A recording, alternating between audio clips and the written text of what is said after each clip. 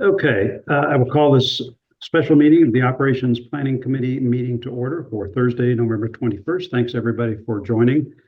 We have a couple of housekeeping items right at the top of our list, so let's do that while we can. The first is to review and approve minutes from our October 22nd meeting. I've read the section that pertains to me. If anybody has any comments on their sections or any questions, Lori? I had one minor change on my section, the reference to Houlihan Field. It says that we're replacing the backsplash, which I think is tile. It's the backstop. Back. A little different. Different. Appreciate that. So I won't swear I didn't say black splash at the time, but it should be backstop. Okay, great. Any other changes? Motion to approve the minutes. So moved. Lori Seth moves. Lori second. All in favor? Aye. Okay, great. Second item up for consideration is the calendar for next year. So you'll see in the packet that was sent around that we've set a cadence for our OPC meetings to have them on the third Tuesday of the month, except when it falls on a school vacation. So you'll see in the schedule we've got that pretty much set up for this coming year with a couple changes for February and for April for school break. I've specifically set no OPC meetings for July and August, just given vacation schedules and all that. So we missed those 2 months, but otherwise that's what we have proposed. Any questions or objections? Okay, motion to approve next year's calendar. So moved. Chris, Lori moves, Seth seconds, all in favor? Okay. Aye. All right, that's great. Okay. Individual comments, I'll be brief on mine. First of all, there is a meeting tonight about one of our 2 flooding projects. This is the Saltbox Lane project, and that's going to be in the auditorium tonight in about 2 hours. So hopefully the folks who are interested in this will be able to attend. The professionals from Ty & Bond, who is our engineering firm, they will be there as well as Ed Gentile, our Director of Public Works, and Darren Ostefine, the Assistant Director. I'll be there myself, and so hopefully we'll have a chance to answer questions on all that. But our flooding projects are moving along. There's lots of approvals and planning and designing that's required to get them right, which we'll explain tonight, but more to come on all that. As I described last time, our budget process is underway. The town budgets will be finished, at least in draft form, next month, and we'll be looking at a summary of all those. And I know the Board of Education is working on their budgets as well. And so we'll be presenting all of this in more detail in January, as we have done in the past.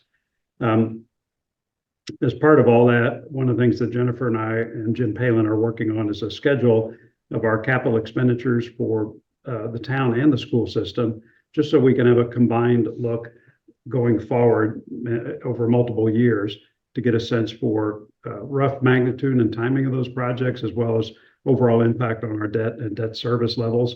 I think getting everybody more comfortable with all that will help with some of our upcoming near-term decisions on things like Pear Tree Point and Weed Beach and all of that. But that'll be should be ready for the State of the Town addresses, which will be the second Monday, I believe, December 9th, if I have that right. 9th, yep. Yep. So all of that will be made public and clear in the presentations that Jim and I give during that meeting for the RTM. A couple other things. There's, as I've said in prior meetings, there's an interest in our sidewalk infrastructure and trying to make improvements in that.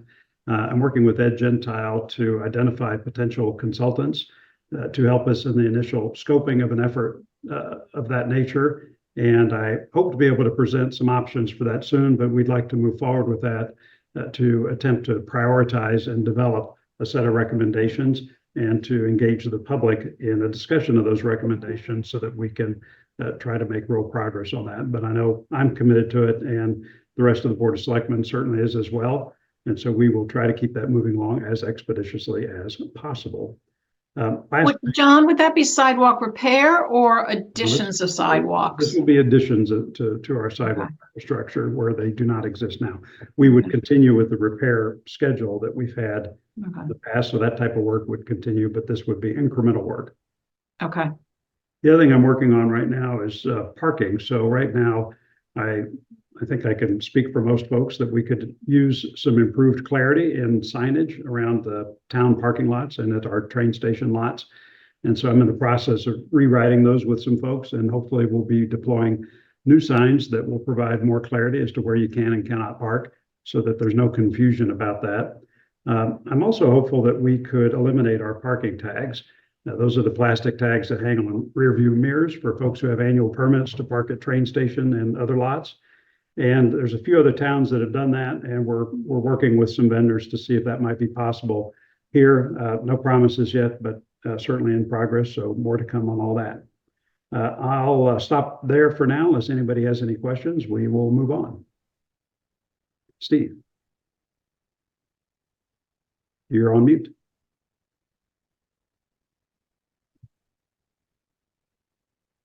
Bingo. Sorry about that.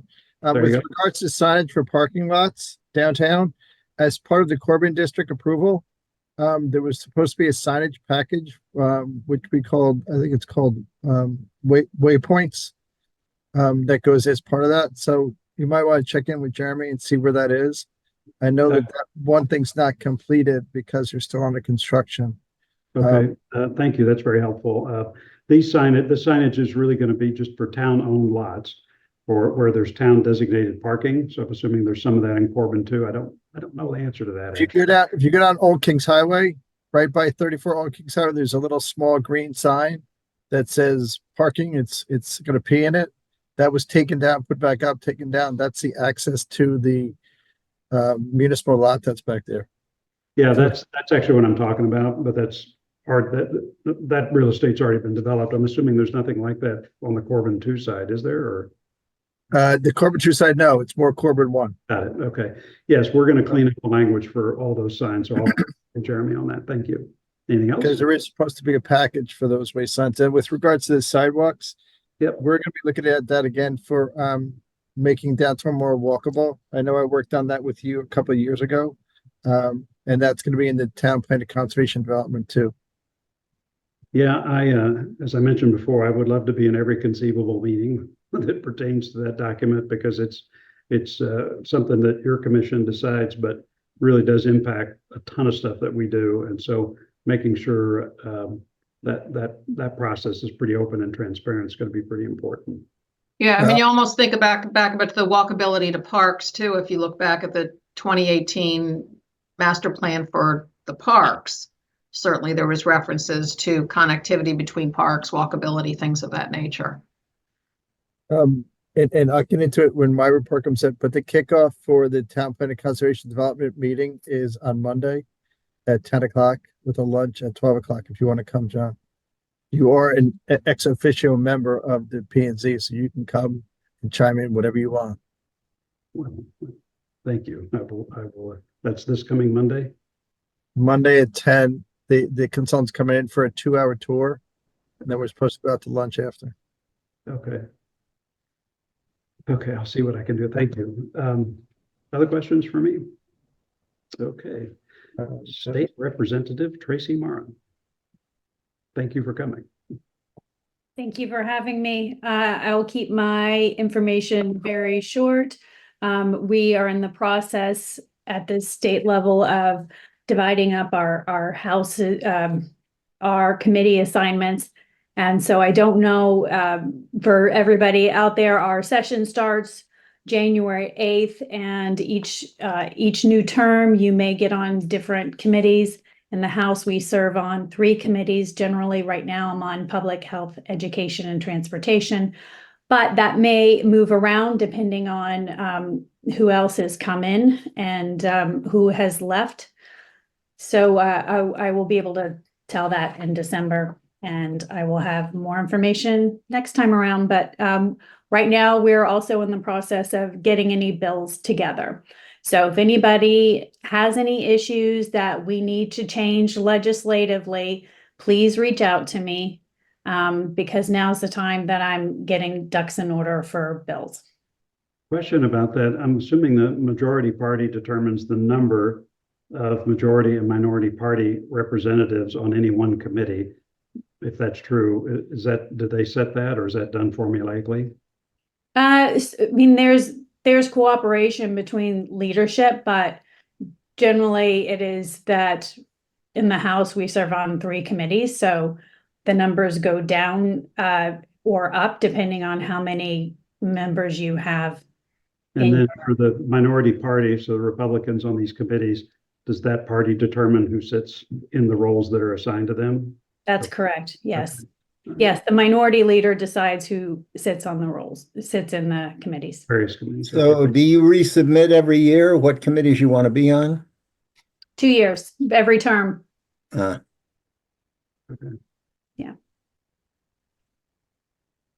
Anything So I else on your end, or? I think that's all I've got for now. All right, well, I am very busy, but some of the issues I'm working on may not work. I'm starting a prescription drug task force that I'm co-chairing, and I am continuing to serve on the AI multi-state task force. So I meet with that every other week on Thursdays, and that's nationally. Okay, well, congratulations on your reelection. We appreciate your service. Yeah. Thank you. Okay, Seth. Yes, well, we're getting ready for the state of the town. We just had our series of meetings to get organized after the election. The first thing that happens is that the RTM meets and the districts vote their officers. And then after that, including 2 members of the Rules Committee, then the Rules Committee meets and appoints people to the various standing committees. And then the standing committees meet on Monday night to elect their officers. And then on the 9th, we will have the state of the town meeting. And there's a little business. We've got to do a special appropriation for $625,000 for the Gorham's Pond Dam, and also try to get a member for the Blight Commission. Other than that, we'll have presentations from the first selectman and Planning and Zoning, Board of Education, the Board of Finance. Okay, great. Any questions for Seth? Okay, Lori. Oh, I'm next. Move me up on the agenda. Since we met last, the commission had its annual parks tour. This is where we gather as a group on a Saturday and actually walk a number of the parks. We can't get to all of them, but we usually hit 5 or 6 on that Saturday morning, along with Jen Fava, who is our parks director, and Sandy Rich, who is our maintenance park supervisor. It's a chance for everybody to really get in the parks, talk about the condition of them, and talk about where we feel that things could be improved to ideally present all of our parks in sort of a high and uniform manner. And then this helps inform our budget discussions, of which we had a fairly lengthy one last evening at our monthly meeting. You know, the items identified for maintenance, for instance, were the existing dunes at Weed Beach, where we had a Boy Scout volunteer project to remove these significant weeds that have accumulated in 2 of them and replant them with beach grasses last summer. The other 2 dunes need to be done, and it was really concluded, and there'll be a budget request to probably hire an outside landscaping firm to help us with the maintenance of the dunes and the beach grass, because it is important to stabilize the dunes, which is a resiliency measure in terms of storm resilience for the park, to have the dunes healthy. And we've really concluded to try to do that on a volunteer basis really isn't, it's just really not achievable. We talked about the need for dredging both Tilly and Cherry Lawn ponds, which are silting in, and we've had issues with both cyanobacteria and duckweed in those ponds that we've needed to treat. We had in the budget last year and it was removed, but we would like to reprioritize. And John, you even talked about perhaps an off-cycle request, but I don't know if that's reasonable or not, but a parking and traffic flow analysis at Cherry Lawn Park. We have so many activities there that the parking is becoming quite challenging, and the pedestrian flow is not optimal either. So Commission feels that's a real priority. And those are some of the key, what we feel are kind of maintenance projects and things we want to see, make sure they're funded in the budget, and also tree care. We pretty much gone through a substantial part of this year's tree budget due to just trees that either fall in the parks or trees that the staff identifies that need to come down. There's one in Cherry Lawn that Sandy pointed out that he feels is in very difficult, not healthy position that really needs to be removed. And it's important to the commission as trees are coming down that we have a replacement program. So, lose a tree, plant a tree, or maybe plant 2 trees. So we're really talking about budgeting, for those types of items. We did have some discussion about the possibility, we'll be talking next month about increasing the fee schedule for next year, which are for things like court rentals, how much the seasonal parking sticker costs for the beaches, things of that nature. And so there was some feeling that we've held the fees flat for a few years, and it's probably time to think about increasing those at least a little bit. So, but we'll have some more conversation about that. And in tandem with that, in our budget request, and again, this is all pending vote next month, was our director would like to implement what she's called and used before in Westport as a financial sustainable it's a tongue twister, financial sustainability strategy, where we're able to analyze our costs to delivering our services, really thinking about everything it takes to, maintain the parks or deliver courts or whatever, and then come to conclusions about how much of our costs we feel we should be recovering. For instance, the example she gave in Westport of things like they have town docks, we don't, but if somebody rented a dock for a boat, that was 100% cost recovery, where other services that, the general public is using, you might have a much lower percent cost recovery. Her estimate is right now we're around 50%, but that's been shrinking down. But there is work to be done, and there would be a cost to implementing that. So, John, we can talk about that more with Jen if you'd like, but that's something that, we feel as we go forward would be probably good to have, again, subject to commission vote. And then in terms of, again, capital projects, we're voting next month, but the commission, of course, is still committed to both the Weed Beach and Pear Tree projects that John mentioned that we see largely really as maintenance projects for both of those parks to make sure that we protect both of those properties, protect them against invasives, flooding, et cetera. Where are we on the bid documents for Pear Tree Point? Have you had an update on that lately? I do. Dan Biggs submitted what were referred to as preliminary documents to P&Z about 10 days ago, and there was a little gap there. I'm not sure what happened. And he was waiting to hear back from them with the understanding there was going to be a pre-meeting to make sure they were complete before the formal application went in. Something got a little bit lost in the sauce there, but I guess the way they're submitted, they kind of, if the document doesn't get open, it expires or something. So they've been resubmitted. We've got a meeting set for Monday afternoon to go through those with Jeremy and the staff, find out anything else that's needed, and then the formal package would go in. Jeremy indicated that it would get on the P&Z schedule for January, with a decision into February, Steve. Okay. Does that sound right? All right. Okay. Anything else, Lori? And we can hand that over to Steve. And no, I think, that's it. Tying in with the plan of conservation and development, there's just overall concern about, the demand and usage of the parks as more and more of these apartments come online. And then we also had some talk about information that's coming out of the Great Island surveys that are revealing, wants and desires of recreational needs for our community that may not all be able to be accommodated on the island, and then sort of like, then what happens? And we'll need to, I guess, all put our heads together of what, if anything, would then happen with some of those learnings. got it. One thing that I noted both to the chair of the Great Island Committee and also to the consulting firm, the lady who seems to be heading that up on Saturday, was the need for a comparative analysis between the assets that we have in the town presently and what the plan is for Great Island. on two, so that there's, you're not in a sense duplicating something that's already there. And so that something which isn't there might be done at Great Island to add value. So I just think there needs to be a comparison so that the total assets of the town are integrated.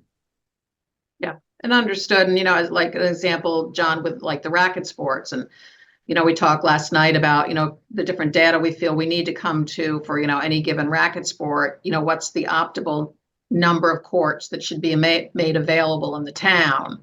So as opposed to just people saying, we want pickleball on Great Island, it's like, how many pickleball courts do we have in total in town? And what is the right number, I think is what Seth's getting at. Yes, exactly. Yep. That's just one example, but there may be, until you lay it out, you don't really know. Great, thank you. Anything else, Lori? Nope, that's it. Any other questions for Lori?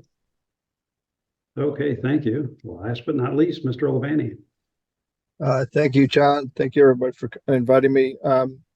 With regard to what's going on P&Z this week and the last couple of weeks, the Thorndale Circle project with the proposed development is ongoing. There's going to be another special meeting, I think, next week with relative to that.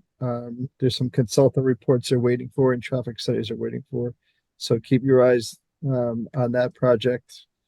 I am recused from the commission and the deliberations and hearings, but it's effectively proposed for 175 dwelling units, 5 apartment buildings replacing 5 office buildings, of which would be 14% affordable. The other project that's moving forward at a pretty quick clip is the Palmer's development, which is known as Heights Crossing. I had the opportunity to tour that a couple of weeks ago with Jeremy and Fred and the developers. They're scheduling or aiming to deliver in probably July of 2025 for the first apartments in there. They are accepting applications for pre-leasing, and those are supposedly being well received in what they're doing on that one. It's also about, I think, 60% pre-leased on the retail/commercial side, of which the biggest one is the Goddard School. The Goddard School has gone back to the Architecture Review Board a couple of times. They want to make sure the building is safe from auto damage that comes in. A lot of these preschools and schools surround their buildings with barriers so someone can't drive their car into it. That's the latest and greatest thing. I did go up to Westport to look at the one in Westport that they built, and they do have protection so someone couldn't drive their car into the side of the building. I don't know where they had a meeting on that on Tuesday, I think. I don't know where it came, but they're definitely doing the designs there. The other ones that are forthcoming are it's called 7 Cedric, the old Bank of America building that we approved last year for 18 apartments. They did knock down the old bank branch. They're going through the permit processing now of that, figuring out the permits for that to get that going. You'll probably will see some construction starting there in the first quarter of 2025. They've renamed the building from 7 Cedric to 1 Cedric, which I think is kind of cool. People always like to have 1 and 100 and 99. So it's a better address than 7. The other one that's proposed and approved was the 3 Parklands office building development to get that converted to apartments. The property and the approvals and the plans sold to a new owner. The new owner wants to tweak some of the plans, is what I've been told. I haven't seen anything, but that's one of those instances where we approved it. The neighbors who were abutters did file an appeal. The appeal was settled between the neighbors and the developer and the town blessed it. So if they want to tweak any plans, I want to make sure the neighbors be able to see what tweaks in advance they come up with. The other one that you see some stuff moving along at a pretty good clip is what we effectively call the Corbin District 2. The concrete's starting to come out of the ground now. The parking garages, footings and columns are set in, so after the first of the year, they probably should be up at street level. I've not spoken to the developer on that in a couple weeks, but they're definitely moving forward at a pretty good clip. The other items that we'll keep our eye on, we always land to keep our eye on stuff that is going on in town. If you go down Heights Road past Lear Liquors and between Palmer's, there's these two little office buildings that have been there for years. They're Class B, C buildings. The addresses are 90 and 100 Heights Road. And also there's a little black parking lot across the street and a little building across the street that's called 188 Heights Road. That property is all owned by one person. That is not on the market for sale. So there could be something that can either be renovated there, done there as part of our Sorry, is that the Epi computer building and all that? Or? Yep, empty. Oh, really? Computer. Yeah. I know that the broker pretty well. I used to work with him that works at Cushman & Wakefield. The broker has met with P&Z to look at different options of what can be done there. It obviously in our town, just so everybody knows, and it's not a secret, to get something approved, which is pretty big in any way, shape, or form, takes years. The Corbin District was a 10-year approval. I think which is huge. Palmer's was probably close to 10 years. 7 Sedgwick was at least 4 years. That thing sold prior to COVID. Parklands also was probably about 4 years. So that takes a lot of time. There's nothing that's simple that can be done there unless they did a renovation, fix it up. As part of any approval that goes there, talk about what you mentioned earlier. We need connectivity of of sidewalks. In town, we have a model block sidewalk plan for the Post Road. We also have something similar for that for Heights Road.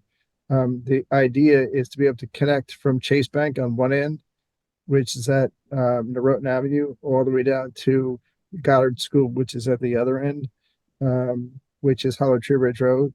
Right now, it's chock full of different stuff. There's sidewalks are broken. There's parking lots. There's something happens. There's trees in the way. As any plan that's going to happen, all the sidewalks have to be connected.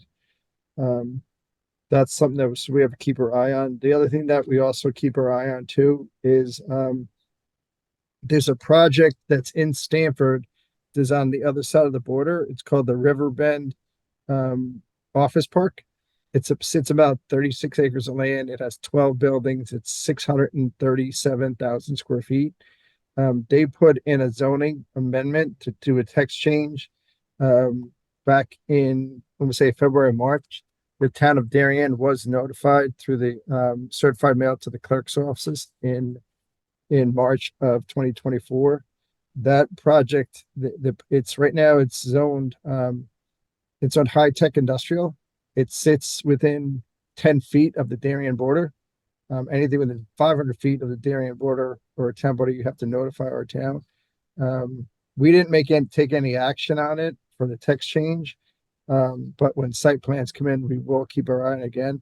That plan was approved by the city of Stamford to convert that entire park or 36 acres into residential housing. That could be about another 500 units over there. And some of those streets, which are Lake Drive and Echo Drive South, I call it, and Phillips Lane, they back right up to it. And you can see stuff back there. The zoning heights in Stamford is 5 stories, but that's something that some people in Stamford that did appeal the decision, citing that the town was not properly notified, or the town residents were not notified in the town of Darien. We didn't make any stance on it, like I said earlier, but that's something that we keep our eye on. And if site plans do come in and they're close or whatever, we'll deal with that like we can, the same day we dealt with when they proposed the cannabis building that was on the Darien border. What else? The town plan of conservation and development, we selected the consultant I told you last month. The first kickoff meeting is on Monday at 10 a.m. Jeremy and staff is going to drive the staff from Hardesty, Hanover, all around town to see everything they can, public properties, private properties, new developments, beaches, parks. That tour is set for about 2 hours with a lunch to have lunch with those guys after at about 12 noon. And John, as I said earlier, you are invited. I'm going to try to make part of it, but I don't think I can take off 3 hours on a Monday to do the whole thing. What else? The other thing that I think you guys alluded to a little bit earlier, the thing that's also that the staff's working on is the application for the Pear Tree Point Beach renovation. Staff's got a couple of meetings on that, gone over a couple of items, and make sure everything's all set for that application before it comes in. It's something standard that we do, Lori, Okay. because you don't want an application to come in that's incomplete and then it gets delayed. Yep. So they make sure it's all complete and buttoned up, and then they submit it. And other private developers and private people do submit applications in that are incomplete, and they get kicked back, and that just delays all kinds of timing. What else? The last thing I wanted that's important to us is over the last couple of months, we've settled a bunch of lawsuits with which involved the Planning and Zoning Commission. Either one guy sues another guy, we get sued. Of the most recent lawsuits, I think two of them we won the cases, which was something on East Lane. Somebody didn't like the fact that a staff person lived in there, and that was a lawsuit that the judge ruled in our favor. There was another one on Peach Hill Lane, where they appealed the decision that P&Z made between two neighbors. The person that was appealing it withdrew the case. There was another appeal for 77 Leroy, which is the apartment building on also known as Pemberton 16. The new owner of the property wanted to change it from 62 and over to 55 and over. That got pulled and withdrawn. And the only one that's still open now is we are still dealing with a gentleman that does not like the way we extended the lights at the high school for the football field and the sound system at the football field. That's been something that's gone on for decades. How long's that been going on? It's a neighbor that's kind of sort of abutting. I think his name is Mr. Mahowski is how you pronounce it. But that's the only lawsuit that's open. That's between the person that's appealing it and Darien High School, our Board of Education, and the Planning and Zoning staff. So we have two sets of lawyers, one for the town working on that, and also one for the school system working on that. Then the only thing we're getting ready, last thing, is getting ready for the state of the town. That comes up in about 3 weeks. So I get to put on tie and go. There you go. Yeah, we can't wait. Usually I'm the kickoff unless John wants to. I think. No, yeah, I'm afraid we've put the first selectman first. There you go. That's better. That's the RTM meeting. I've got no say in that order. Steve, back in the old days, P&Z kicked it off, and that was always tough. But now, yes, kicks it off. That's it for me. Change the regime. We changed the order. No. Steve, a couple questions. One is, where are you on the Thorndale approval project? I mean, you've mentioned these things kind of take years. I know there have been multiple meetings and hearings. Where are you in that process? And assuming things continue to motor on, when would they have final sign off that they could proceed? Probably, I would say at the end, it'll close out in the first quarter or the middle of the first quarter of 2025. That's when it's going to close. Where we are right now is when you do all these things, there's a bunch of consultants and experts that have to come in. There's a traffic guy, there's a site engineering guy, there's the architecture review board people, the plans get done.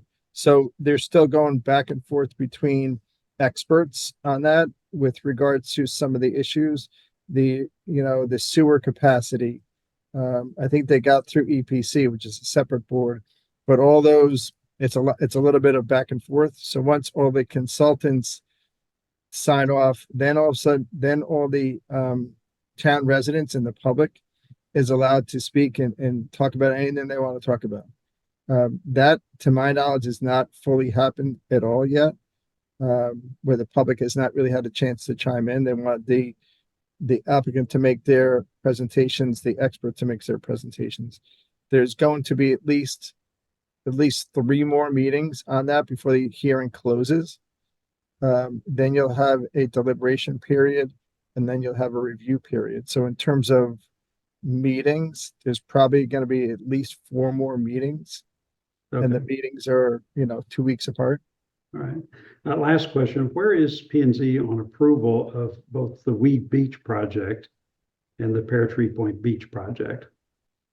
The Weed Beach project was totally approved on the form that was put in the last time to the Planning Zoning Commission. All right, so that one's just a decision to proceed. It's my understanding, though, that some of the approvals or the approval has it, like there's expiration dates, and that we're going to need to apply to extend those. Yeah, That's EPC is easy. not That's easy. expired, and it won't expire for a long time based on what I'm hearing. They expire in 2 years, but as soon as a day before it expires, you ask for a year extension and you get it same night. So that's just something Jen would do. That's easy. Okay, With regards to Pear Tree Point, I mean, I've never seen one official document or even one unofficial document that's come to my desk. Staff reviews a bunch of that stuff. I've not seen any plans for that at all. You hear stuff about raising parking lots and raising beaches and do this and do all that. You got to remember some of these things have been hanging around since pre-COVID. And there was one vocal person that was always against it. That person moved. Okay. I'm sure there's other people, but we haven't seen anything. we'll review all that and make sure we're not quite ready for that, but I just want to make sure that there had not been prior deliberations that I didn't think there were. Okay. Yeah. Any questions for Steve? Steve, can you just estimate, like, back of the envelope? So by next, say, summer, how many more apartments do you think will come online in town? I think it's about 180. 180 more by next summer. You have 60 at Palmer's. Actually, no, it's gonna be probably 60 by next summer, because I don't think Corbin, which is another 100 and something, that's 2 years away. Okay. So And there's one, no other building of significance that's gonna be done in a year. okay, so 60 for Palmer, summer 25, and then the 120 for Corbin's more summer 26, probably. Right, and 3 Parklands is another 60. That's hasn't even started. The other one is that I mentioned was 7 Sedgwick. That's another 18. That hasn't Even started, okay.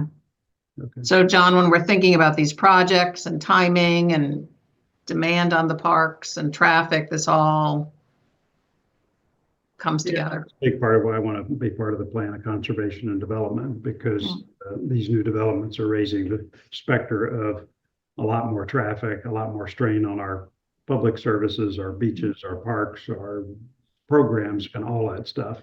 And just having a eyes open view looking forward as to what that impact is. I think it's going to be important for a long-term plan purpose of saying how much more of that do we really want. And there was quite a bit of commentary on it, and all the written comments in the Great Island First survey. If you read through all of them, and there were thousands of people who commented, it was definitely a thread that I picked up on reading through them. Definitely a problem, and one to be thoughtful about. Okay. We did add to the town, I'm sorry, but relative to the town plan, we did ask for a capacity study. How that's going to shake out, we don't know yet. What that's going to form, we don't know yet.